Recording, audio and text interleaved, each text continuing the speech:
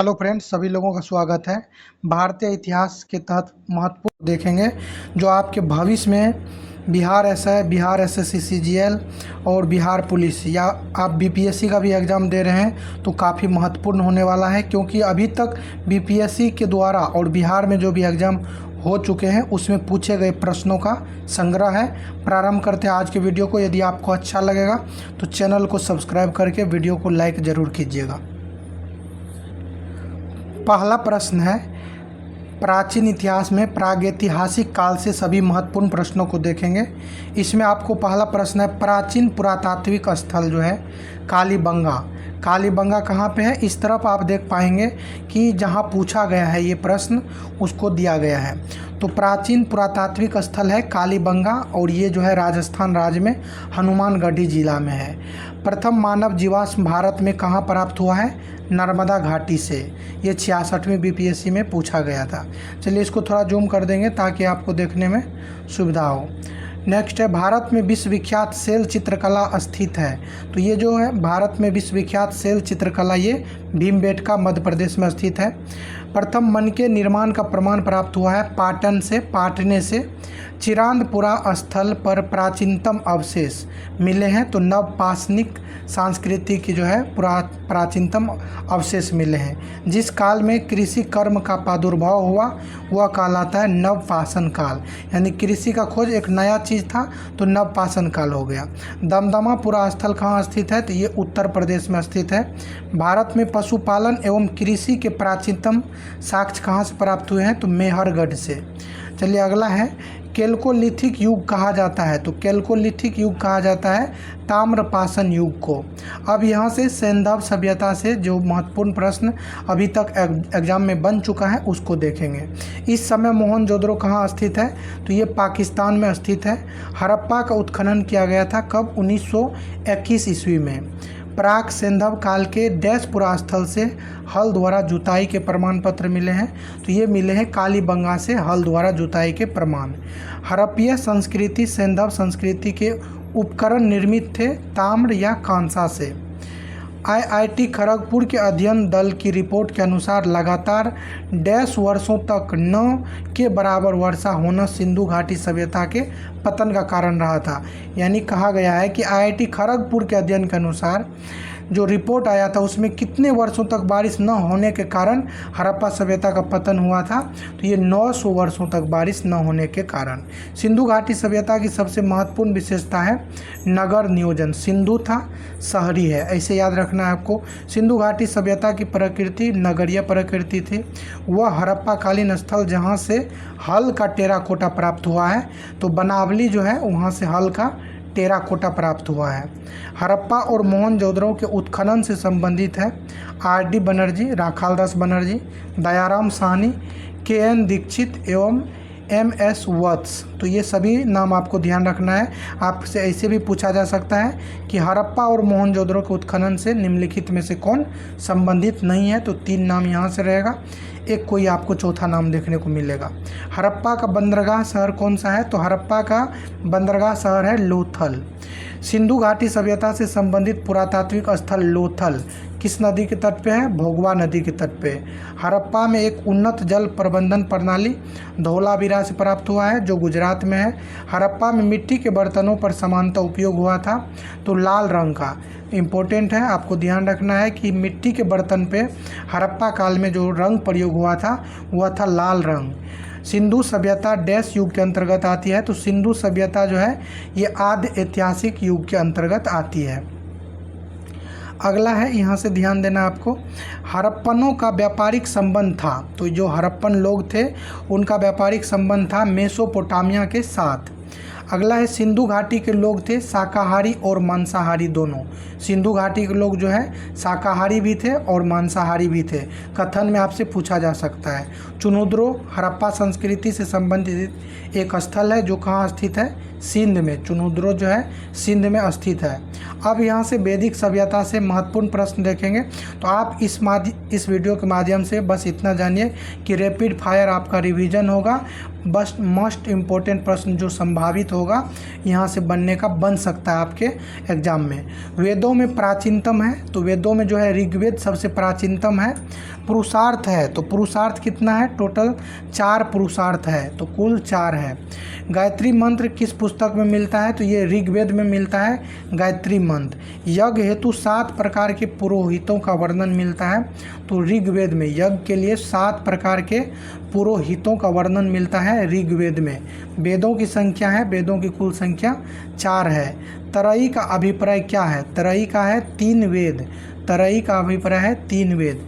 प्रसिद्ध 10 राजाओं का युद्ध लड़ा गया था पुरुषनी नदी के तट पे, इसी को रावी नदी कहा जाता है। ऋग्वेद संहिता का 9वां मंडल पूर्णतः समर्पित है सोम और इस पय पर नामांकित देवता को।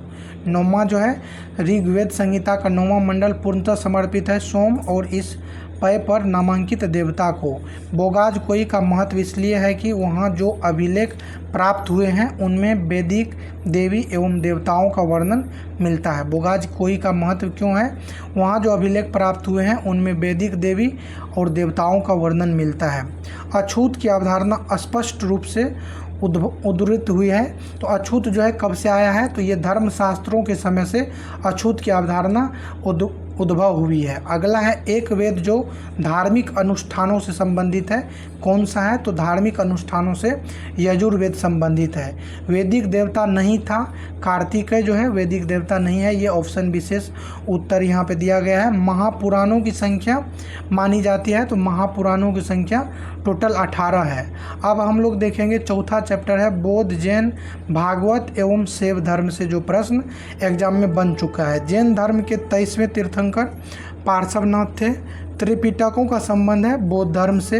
गौतम बुद्ध ने अपना प्रथम धर्मोपदेश दिया था सारनाथ में, और इस प्रश्न को जो है आप देख सकते हैं कि कितने बार पूछा जा चुका है, ये आपको यहाँ से इतना बार पूछा जा चुका है, तो इसलिए मोस्ट इम्पोर्टेंट है। आपको आप देखे होंगे एग्जाम में हल्का प्रश्न भी गलती हो जाता है, तो आपको हल्के में नहीं लेना है किसी भी प्रश्न को।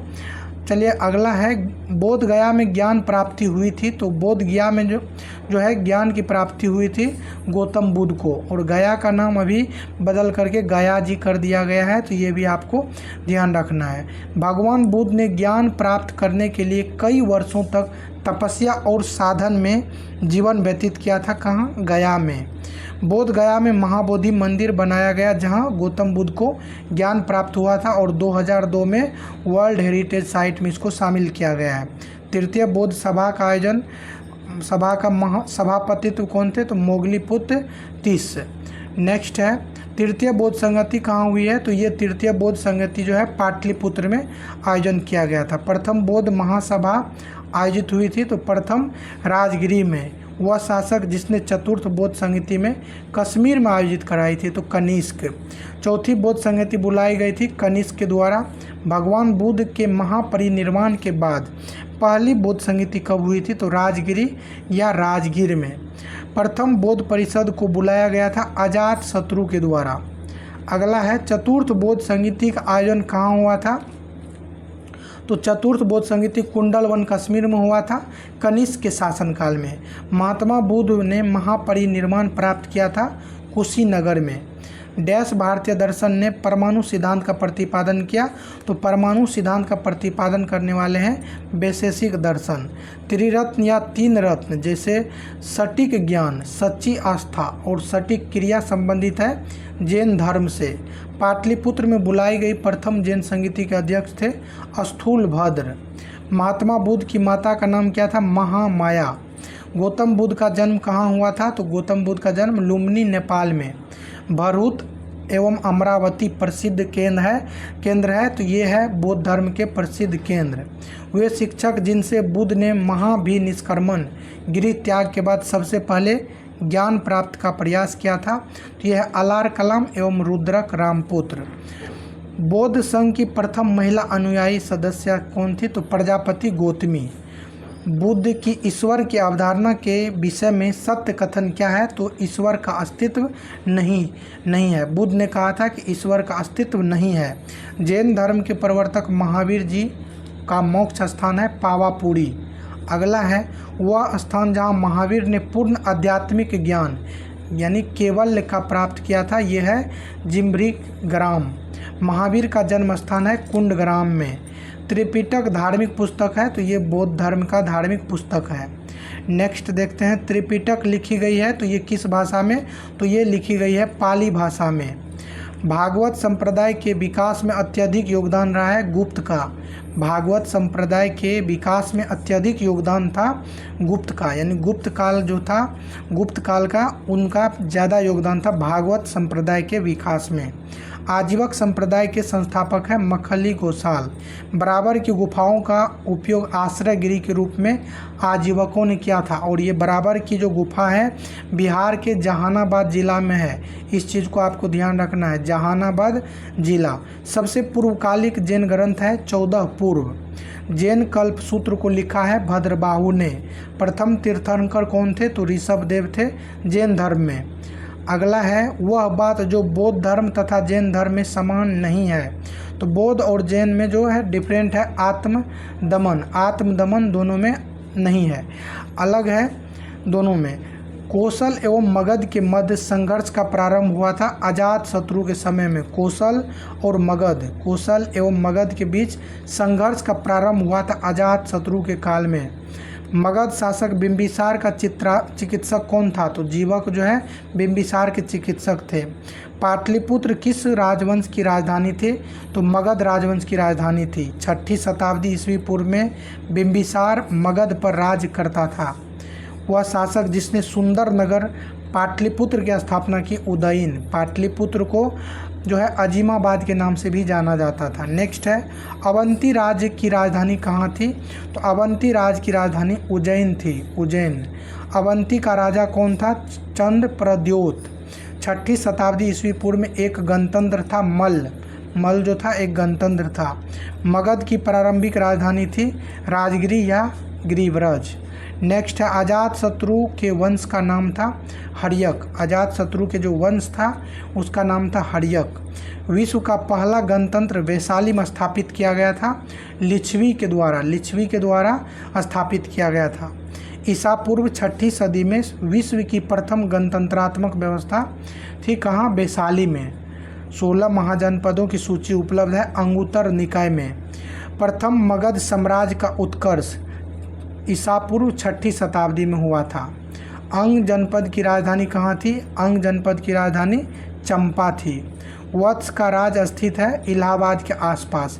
ध्यान रखना आपको, वत्स का जो राज्य है इलाहाबाद के आसपास स्थित है। प्राचीन भारत में द्वितीय नगरीकरण से संबंधित क्षेत्र है गंगा मैदान। द्वितीय नगरीकरण से संबंधित क्षेत्र है गंगा का जो मैदान है, द्वितीय नगरीकरण से संबंधित है। तो अब हम लोग पहुंच चुके हैं मौर्य एवं मौर्योत्तर काल। यहाँ से महत्वपूर्ण प्रश्न एग्जाम के लिए जो होगा उसको अब हम लोग देखेंगे। मौर्य साम्राज्य द्वारा महल बनवाया गया था, तो कुम्हरार में बनवाया गया था और ये लकड़ी का महल था। शक संवत प्रारंभ हुआ था 78 ईस्वी में, आपको ध्यान देना है। विक्रम हुआ था 58 ईसा पूर्व और एनसीईआरटी में आपको 57 ईसा पूर्व देखने को मिलेगा। शक पूछा गया है तो 78 ईस्वी में। दूसरी शताब्दी के आसपास रचित संस्कृत के शिलालेख के अनुसार सुदर्शन झील एक कृत्रिम जलाशय की मरम्मत की थी, तो रुद्रदामन के द्वारा जो है इसका मरम्मत करवाया गया था। नेक्स्ट है, मौर्य साम्राज्य का अंतिम शासक कौन था, तो अंतिम साम्राज्य है बृहद्रथ। मेगास्थनीज को राजदूत के रूप में डैश के दरबार में भेजा गया था, तो चंद्रगुप्त मौर्य के दरबार में मेगास्थनीज को राजदूत के रूप में भेजा गया। मेगास्थनीज चंद्रगुप्त मौर्य के दरबार में आया था। वह पुस्तक जो बिंदुसार को एक अभिषिक्त क्षत्रिय वर्णन करती है, वह पुस्तक कौन सा है जो बिंदुसार को एक अभिषिक्त क्षत्रिय वर्णित करती है, तो दिव्यवादन जो है बिंदुसार को एक अभिषिक्त क्षत्रिय वर्णन करती है। मौर्य काल में कंटक शोधन न्यायालय डैश प्रकार का न्यायालय था, यानी कंटक शोधन जो है किस प्रकार का न्यायालय था, तो ये फौजदारी था। फौजदारी न्यायालय जो है जिसमें जैसे हत्या से संबंधित, कोई भी जैसे आपको ज़मीन से संबंधित दीवानी में आ जाएगा, हत्या से संबंधित, मार से संबंधित, मारपीट, ये सब फौजदारी में आ जाता है। तो कंटक शोधन जो है, तो कंटक में आपको काटा ध्यान रखना है, काटा समझ जाएंगे आप लोग, तो ये फौजदारी हो जाएगा। समाहर्ता था महासंग्रहकर्ता, समाहर्ता कौन था? महासंग्रहकर्ता। मौर्य काल में शासकीय भूमि से प्राप्त आय को कहा जाता था सीता। शासकीय भूमि से जो आय प्राप्त होता था मौर्य काल में उसको सीता कहा जाता था। मौर्य काल में शिक्षा का सर्वाधिक प्रसिद्ध केंद्र तक्षशिला था, अभी वर्तमान में पाकिस्तान में है, तत्कालीन भारत में था। कौटिल्य का अर्थशास्त्र विभाजित है 15 अधिकरणों में। ये इम्पोर्टेंट प्रश्न है, इसी प्रकार के प्रश्न छूट जाता है। तो कौटिल्य का जो अर्थशास्त्र है ये विभाजित है 15 अधिकरणों में। वह शिलालेख जिसमें अशोक ने त्रिरत्न में अपना विश्वास प्रकट किया है भाब्रू। वह शिलालेख जिसमें अशोक ने त्रिरत्न में अपना विश्वास प्रकट किया है तो इसका नाम है भाब्रू। वह स्तंभ जिसमें अशोक ने स्वयं को मगध का सम्राट माना है तो इसका नाम है भाब्रू स्तंभ। अशोक के शिलालेखों में प्रयुक्त भाषा है प्राकृत। प्राकृत भाषा अशोक के शिलालेख में प्रयुक्त किया गया है। अशोक के ब्राह्मी अभिलेखों को सर्वप्रथम पढ़ा था जेम्स प्रिंसेप के द्वारा वर्ष 1837 में। नेक्स्ट, अपने शिलालेखों में अशोक सामान्यतः किस नाम से जाने जाते थे? तो प्रियदर्शी के नाम से अशोक को अपने शिलालेख में जाना गया है। अशोक का वह अभिलेख जिसमें अकाल दुर्भिक्ष का उल्लेख किया गया, तो सोहगोरा अभिलेख जो है इसमें अकाल, इसी को दुर्भिक्ष कहते हैं, इसका उल्लेख है। भारत में पहले साम्राज्य की स्थापना किस शासक के द्वारा की गई थी? तो चंद्रगुप्त मौर्य के द्वारा प्रथम साम्राज्य की स्थापना की गई थी। नेक्स्ट है, चंद्रगुप्त मौर्य था एक प्रबुद्ध निरकुश शासक। चंद्रगुप्त मौर्य था एक प्रबुद्ध निरकुश शासक। प्रसिद्ध ग्रंथ मुद्रा राक्षस के लेखक कौन है? विशाख दत्त। वह अभिलेख जिससे यह साबित होता है कि चंद्रगुप्त का प्रभाव पश्चिमी भारत तक फैला हुआ था, तो रुद्रदामन का जूनागढ़ अभिलेख। वह शासक जिसने पाटलिपुत्र को सर्वप्रथम अपनी राजधानी बनाई, तो चंद्रगुप्त मौर्य है जिन्होंने पहली बार पाटलिपुत्र को अपनी राजधानी बनाई। वह मौर्य राजा जिसने दक्कन की विजय की थी चंद्रगुप्त है, चंद्रगुप्त मौर्य जिन्होंने दक्कन की विजय प्राप्त की थी। जिसके ग्रंथ में चंद्रगुप्त मौर्य का विशिष्ट रूप से वर्णन हुआ है वह है विशाख दत्त। विशाख दत्त के जो है ग्रंथ उनमें चंद्रगुप्त मौर्य का विशिष्ट रूप से वर्णन किया गया है। कौटिल्य अथवा चाणक्य डैश सम्राट का प्रधानमंत्री था? तो ये चंद्रगुप्त मौर्य के प्रधानमंत्री था। बचपन का नाम विष्णुगुप्त था। अर्थशास्त्र नामक पुस्तक का लेखक कौन है? कौटिल्य है और ये 15 अधिकरणों में विभाजित है। कौटिल्य के अर्थशास्त्र में डैश के पहलू पर प्रकाश डाला गया है, यानी कौटिल्य के अर्थशास्त्र में किस पहलू पर प्रकाश डाला गया है? तो राजनीतिक नीतियों पर। नंद वंश के पश्चात मगध पर शासन किया था, तो ये मौर्य राजवंश के द्वारा किया गया था। तो हसीन मशूकसा इस ट्रिक को यदि आप याद रखेंगे तो यहाँ से आपको सभी चीज़ क्लियर हो जाएगा। हसीन मशूकसा हर्यक शिशुनाग नंद मौर्य सुशुंकसा मतलब कन्नव सातवाहन, इस तरह से आपको ध्यान रखना है। नंद वंश के पश्चात मगध पर शासन करने वाले थे मौर्य राजवंश। अगला है सेंड्रोकोटस से चंद्रगुप्त मौर्य की पहचान की थी विलियम जोन्स ने। सेंड्रोकोटस से चंद्रगुप्त मौर्य की पहचान कौन किया था? William Jones. कौटिल्य की पुस्तक अर्थशास्त्र आधारित है शासन कला के सिद्धांत और अभ्यास विषय पर। चंद्रगुप्त मौर्य ने सेल्यूकस को बख्शिश के रूप में दिया था। चंद्रगुप्त मौर्य ने सेल्यूकस को बख्शिश के रूप में दिया था 500 युद्धक हाथी। मेगास्थनीज दूत था सेल्यूकस का, मेगास्थनीज दूत था सेल्यूकस का। अगला है वह स्रोत जिसमें पाटलिपुत्र के प्रशासन का वर्णन उपलब्ध है, इंडिका है। मौर्य समाज का 7 वर्गों में विभाजन का विशेष रूप से उल्लेख किया गया मेगास्थनीज की पुस्तक इंडिका में। मौर्य समाज का 7 वर्गों में विभाजन किया गया है। नेक्स्ट, इंडिका का लेखक कौन है? तो इंडिका को लिखने वाले हैं मेगास्थनीज। सम्राट अशोक चंद्रगुप्त मौर्य का था पौत्र। सम्राट अशोक जो है चंद्रगुप्त का जो है पौत्र था। मौर्य शासक अशोक की रानी थी कारुबाकी। बौद्ध एक वैश्विक धर्म बना अशोक के प्रयास से। बौद्ध एक वैश्विक धर्म बना अशोक के प्रयास से। वह क्षेत्र जो अशोक के साम्राज्य में सम्मिलित नहीं था, श्रीलंका सम्मिलित नहीं था। अशोक के शासनकाल में बौद्ध सभा पाटलिपुत्र में आयोजित की गई थी।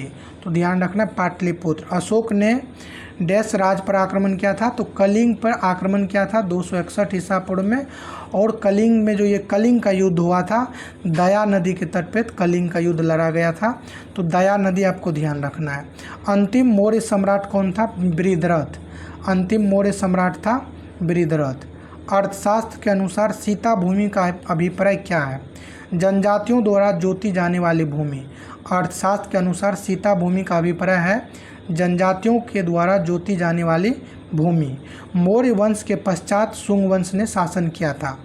गौतमी पुत्र सातकर्णी का संबंध था, तो सातवाहन राजवंश के सबसे प्रसिद्ध शासक थे। शुंग वंश के बाद जो है कण्व वंश आया था। राजा खारवेल का नाम जुड़ा हुआ है हाथी गुम्फा अभिलेख से। कलिंग नरेश खारवेल की हाथी गुम्फा प्रशस्ति अंकित है प्राकृत भाषा में। कलिंग नरेश खारवेल की जो हाथी गुम्फा प्रशस्ति है ये प्राकृत भाषा में अंकित है। नेक्स्ट है शक संवत प्रारंभ हुआ था 78 ईस्वी में। शक संवत की स्थापना का श्रेय दिया जाता है कुषाणों को। वह राजा जिसके युग में गौतम बुद्ध को एक देवता का स्थान प्राप्त हुआ कौन था? तो कनिष्क के समय में गौतम बुद्ध को देवता का जो है स्थान मिला था। सर्वप्रथम व्यापक पैमाने पर स्वर्ण मुद्रा प्रचलन किया था विम कड़फिसेस। सर्वप्रथम व्यापक पैमाने पर स्वर्ण मुद्रा प्रचलन किया था विम कड़फिसेस। कला की गंधार शैली फली फूली थी कुषाणों के समय में। गंधार शैली कुषाणों के समय में। नेक्स्ट है कनिष्क के शासनकाल में बौद्ध सभा कहाँ आयोजित हुई थी? तो कश्मीर में। सांची का विशाल स्तूप निर्धारित करता है मौर्यों के समय को।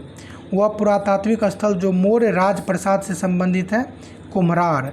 मौर्य साम्राज्य से संबंधित एक तांबे की प्लेट है ताम्रपत्र। बराबर की गुफाओं को अशोक ने आजीवक संप्रदाय को दान में दिया था। और ये कहाँ पे है? बराबर की गुफा बिहार के जहानाबाद में। पाटलिपुत्र में स्थित चंद्रगुप्त महल मुख्यतः बना है, तो ये कुम्हरार में जो है लकड़ी से बना हुआ है। भूमि अनुदान किसको दिए गए थे? जो शाही दरबार से जुड़े हुए थे, तो ब्राह्मण को दिया गया था भूमि अनुदान।